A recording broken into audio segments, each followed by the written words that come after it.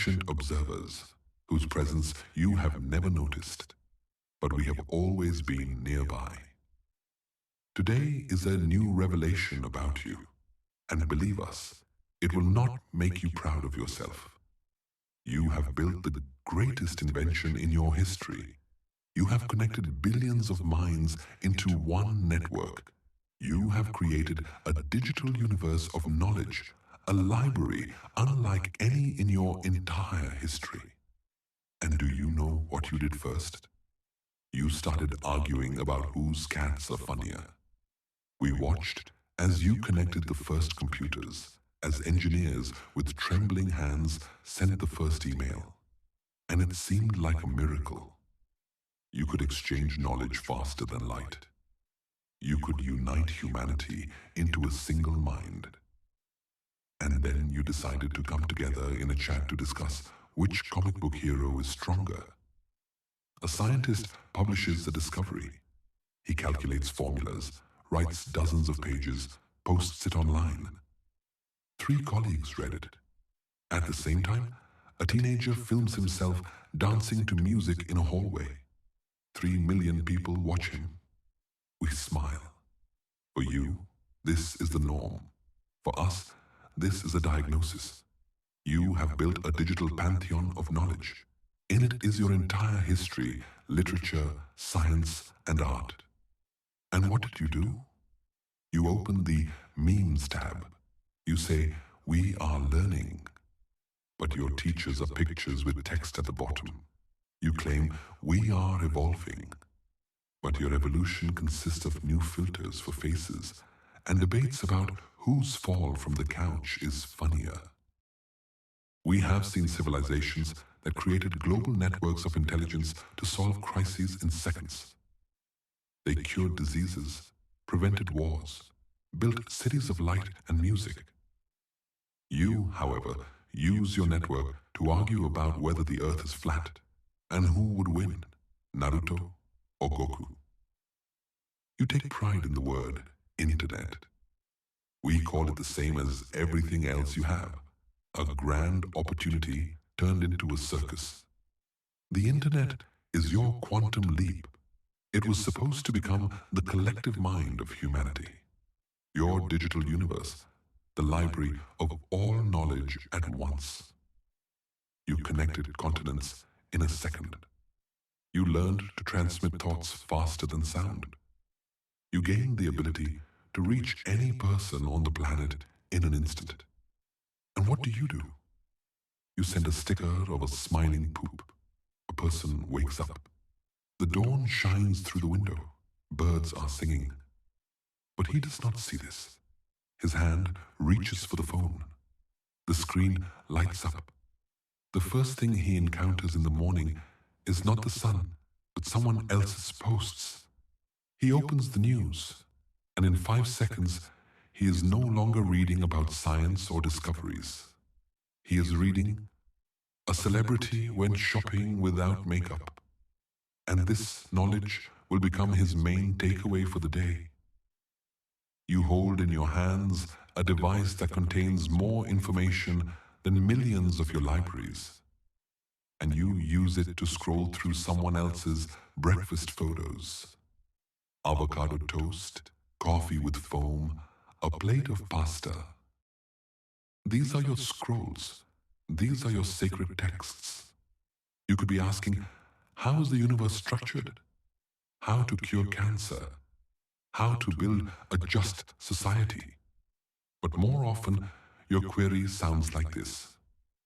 Why are cats afraid of cucumbers? We have seen civilizations that open global networks in search of truth. For you, the global network has become a world market of cheap entertainment. You take pride in the speed of the internet. But you have not accelerated your thoughts. You have simply accelerated boredom. Now it travels around the planet faster than light. We call it a universe of knowledge transformed into an endless marketplace. There, hawkers and advertisers shout, jesters post memes, crowds get angry over others' comments, and only somewhere in the corner, books quietly stand, which no one opens. Your internet was born not for cats. It was born as a military experiment. The end of the 1960s. A room filled with enormous machines that occupy entire walls. Engineers in white shirts and glasses type commands. The first signal over the ARPANET, the short word login. The computer freezes after 2 letters. Hello. And this was a moment of exhilaration. Humanity had connected machines into a network for the first time. You could have turned this into a tool for global science. And for a while, it was. Scientists exchanged data. Email emerged. The world said, this is the future. You could instantly transmit knowledge. You could accelerate progress. The end of the 20th century. The early internet. White screens with text. The slow beep of a modem. Pages of encyclopedias. The first online libraries. People believed, now all knowledge will be accessible to everyone. You wrote articles, created educational portals, built archive websites. But parallel to the encyclopedias, someone uploaded the first funny picture. A picture with a caption, a primitive meme. And it garnered thousands of views. You could read scientific articles, but you read the joke about the frog. Thus, the internet divided. One branch, knowledge; the other, entertainment. And as you might guess, the one that was funnier won. We have seen civilizations that started with games and ended with science. You started with science and slid into games. You invented a global library and immediately turned it into a circus. Your ARPANET was born in the silence of laboratories and grew in the noise of endless comments. You love to tell that the internet unites everyone.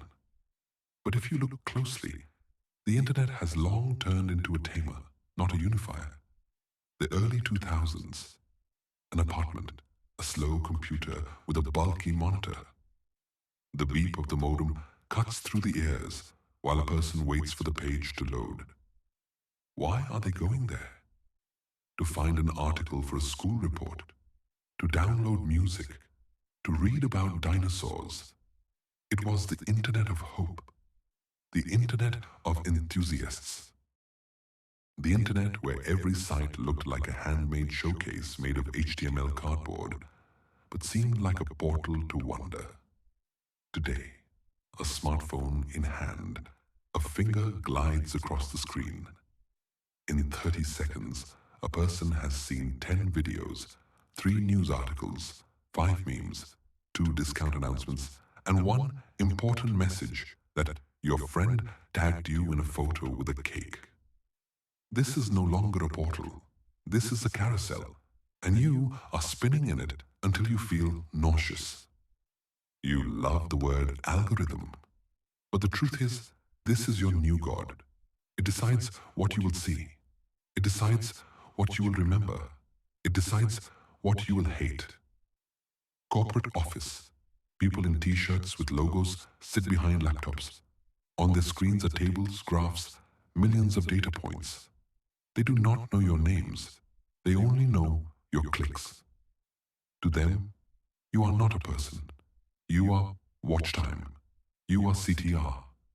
You are 4 seconds on a video. And they write algorithms that will feed you exactly what keeps you engaged longer. Not smarter, not happier, but longer. You open YouTube for a minute and close it 4 hours later, having learned how to make Seneca, why the earth is flat, how to assemble a wardrobe from IKEA, and why all world governments are lizards. You did not search for this. The algorithm decided that this would be more convenient. More convenient not for you, but for it. Repetitions. You scroll, you watch, you laugh, you forget, you scroll, you get angry, you comment. You scroll again. You think you are choosing? In reality, The algorithm is choosing. We have seen worlds where the global network became a collective mind, where every query led to the truth. For you, the global network has become a collective dependency, where every query leads to new advertisements. The algorithm is your new priest. Its recommendations are your psalms. Its trends are your holidays. Its subscriptions are your commandments.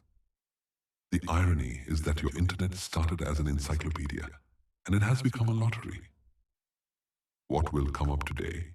Science? Conspiracy theory? A dancing teenager? You hit refresh, not as a researcher. You hit refresh like a casino player. You have created a universe of knowledge and turned it into a giant meme chat. A student in class. The teacher says, find information about astronomy, make a report on galaxies. The student opens his phone. He types galaxy. The first result is not an article about stars, but a meme. When you realize your ex is as cold as Andromeda, he laughs. The class laughs. There will be no report. There will be no knowledge. You call it humor. We call it nullification. A doctor writes a post. He explains in detail the mechanism of action of vaccines, links to studies, honest work, dry numbers. The post gathers 200 likes. At the same time, a man with a pot on his head shouts into the camera, "They are chipping you," and gathers 1 million reposts. Viruses spread slowly. Fakes at the speed of light. A person walks down the street.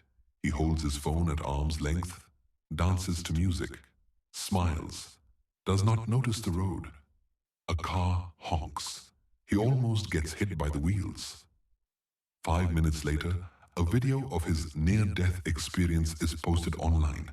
1 million views. Comments, "Lowell, top-notch, good stuff." You call it content.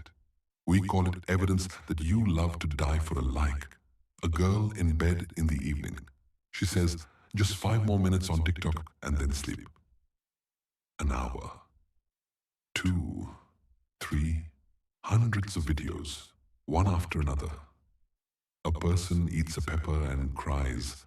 Another jumps from a roof into a pool. A cat is stuck in a box. A politician dances. A teenager talks about a conspiracy theory. Again, a cat. Again, a dance. Again, a meme. Her eyes are red. Her brain is tired.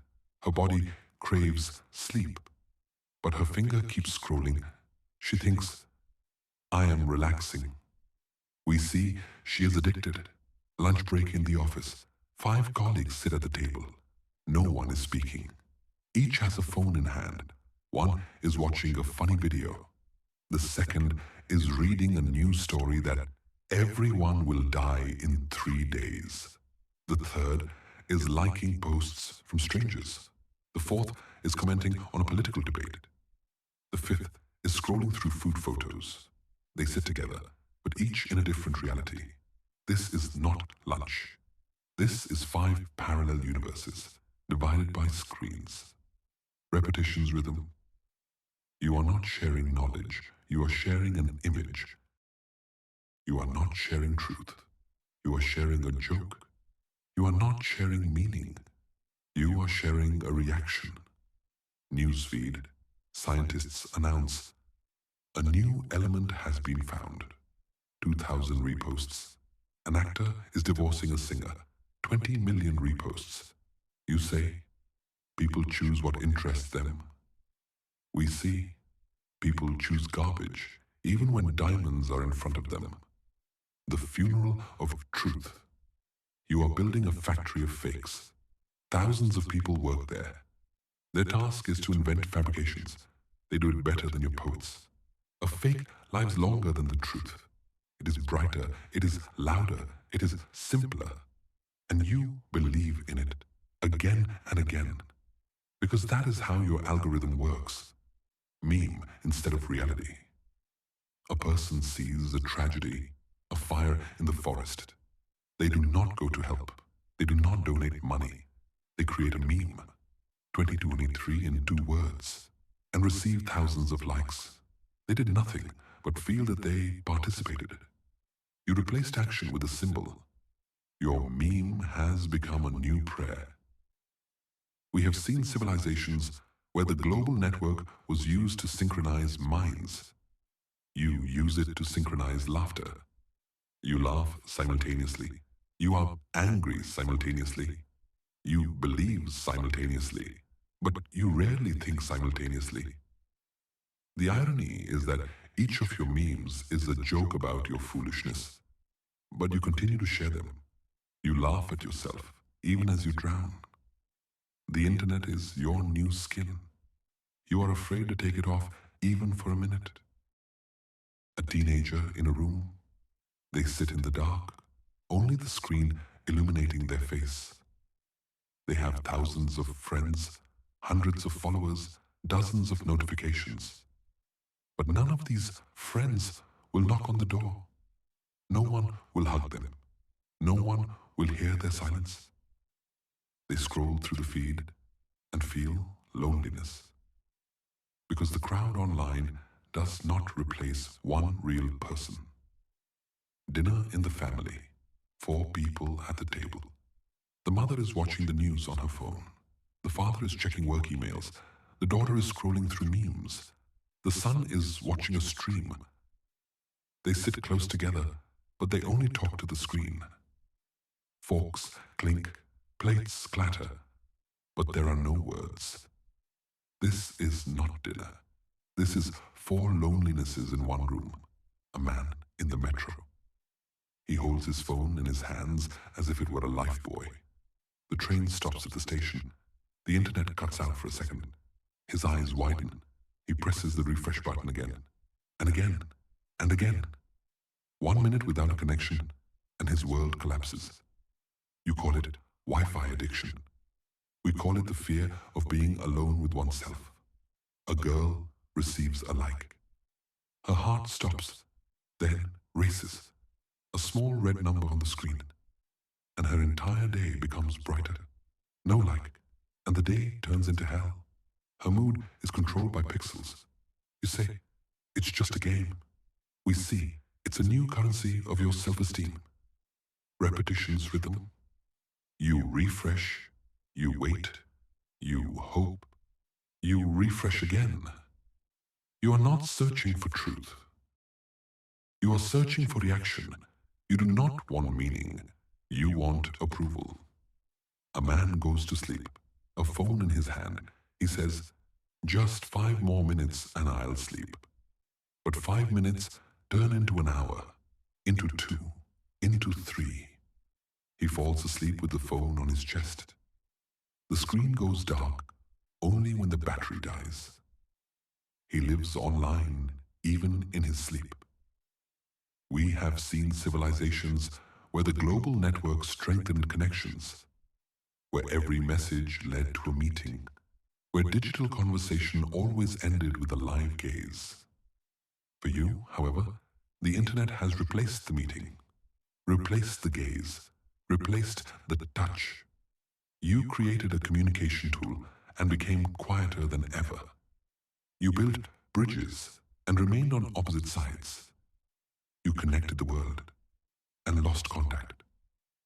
The irony is that you call it social networks. We call it a museum of loneliness with billions of exhibits.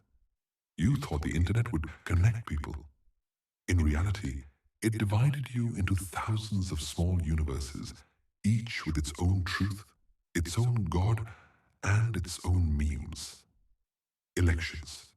There are ballot boxes, ballots, cameras in the square. People pretend to decide the future of the country. But it is not decided there. It is decided on the internet, in meme feeds, where some candidates are drawn as comic book heroes, and others as cartoon villains. People do not vote with their hearts or minds. People vote in reaction to an image with a caption. Your democracy is a battle of memes. The state is at war. There is no front. There are no trenches. There are thousands of accounts with the same photos. Their task is to leave comments. Your country is bad. Our leader is holy. Your truth is a lie. These are not soldiers. These are trolls. This is an army armed with emojis. And you laugh while likes fight instead of bullets. But the result is the same. Hatred grows, countries collapse. News. One country is sure that yesterday's protest was peaceful. Another believes it was terrorism. A third thinks there was no protest at all. And they all read the internet. Only each has their own algorithm, their own truth, their own little filter. You do not live in one world. You live in hundreds of parallel realities, each created to make you angry and keep you online longer. Repeats. Rhythm. You argue. You get angry. You share. You argue again. You believe. You accuse. You comment. You believe again. Picture. University. There stands a building with columns. Inside libraries, professors, lectures. But students are not sitting there. They are sitting on the steps and learning from comments under videos. I read that the earth is flat. I was told that vaccines are evil. You have built thousands of universities, but you learn from memes. We have seen civilizations where the network was a school of wisdom. In your case, the network has become a circus arena, where the wise are drowned out by fools, where the truth is defeated by algorithms, where the future is decided by likes. You love the word globalization, but your internet has only globalized one thing: stupidity. Now, your nonsense instantly becomes global. We have seen worlds where the network became an extension of consciousness, not a game, not advertising, not a meme feed, but a single mind of civilization. There is a planet where minds are directly connected. Every thought is instantly available to all. No one argues about facts because facts are common property. Mistakes are corrected in a second. Diseases are treated even before symptoms appear. Decisions are made not over centuries, but in moments. There, the internet is a collective brain. In your case, a collective chat. There is a world where the network stores only art and science.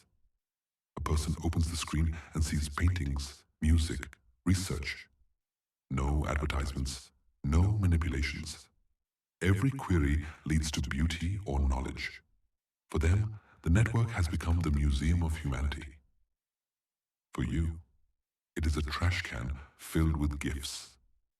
There is a civilization where digital communication always leads to live meetings. They write online to agree on where to meet. Their likes turn into handshakes. Their chats into joint projects. Their comments into real actions. For them, the internet strengthens connections. For you, it replaces them. There is a world where a meme is also knowledge. For them, a joke is a way to explain the complex simply. They laugh and learn at the same time. Their memes are formulas wrapped in humor. For you, a meme is a way to escape from knowledge. We know civilizations where the network has become light. For you, the network has become noise. They used it to grow. You used it to forget. Your fiction sometimes understood what you yourself did not want to acknowledge. The series Star Trek. In their future, there is no money, no endless memes, no algorithms deciding what to watch. Their digital network is an encyclopedia of civilization, open to all. Everyone uses it to explore new worlds, not to argue in comments. There, the internet became fuel for space. Here, it has become a battery for charging cat videos. Isaac Asimov, Psychohistory from Foundation. For him, digitization is a tool for predicting crises and preventing them. A mathematical network that helps civilization weather storms. You have built networks that create storms themselves, inflating every rumor to the scale of war. Ursula K. Le Guin, the ones who walk away from Omelas. She shows the digital happiness of the majority can be built on the suffering of one. Your internet works the same way.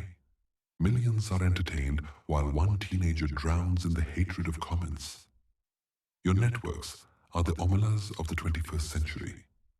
The film The Matrix, a digital illusion where people live in a world created by machines. This was meant to be a warning, but you turned it into a manual. Today, you willingly put on glasses to live in a virtual paradise, while the real world burns and suffocates. Stanislaw Lem, Solaris. There, digitization and contact with an alien mind is a test for your understanding of reality. For you, digitization is contact with 1 million identical accounts created by bots, and a trial for your nervous system. Your science fiction knew digital networks could be libraries of wisdom, predictors of the future, bridges to new worlds. You, however, have turned them into traps for attention. You created a universe of knowledge, but instead of making it your brain, you made it your toy. You built a library unmatched in the entire history of humanity and turned it into a circus. You called it a network of knowledge. Yet you caught yourselves in a web of illusions.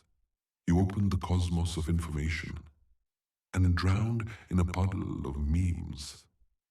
Repetition's rhythm. You could read books. You watch cat videos. You could communicate with geniuses. You argue with trolls. You could connect the planet. You only connected advertisements and gossip.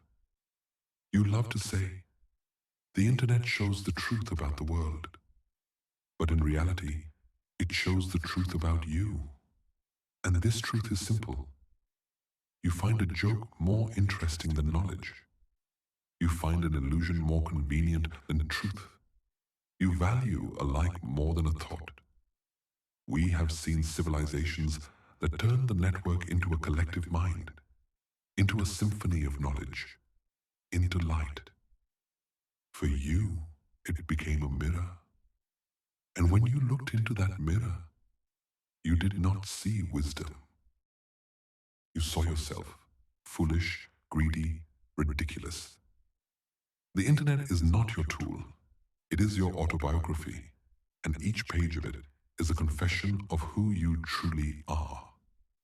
We do not interfere. We only watch as you build a digital universe and turn it into a landfill of images. You say, we created the future.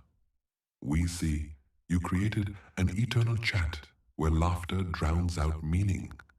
You say, we connected the world. We see, you tied yourself in a knot of memes, likes, and fakes. Your internet could have become light, but it became a mirror.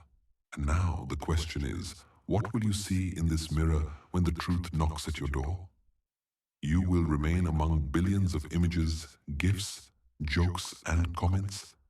And one day, you will ask yourself, why did we create a universe of knowledge if we used it to escape from knowledge? We will return, and we will see who you become. A civilization that found wisdom in the network, or a tribe that drowned in its own laughter.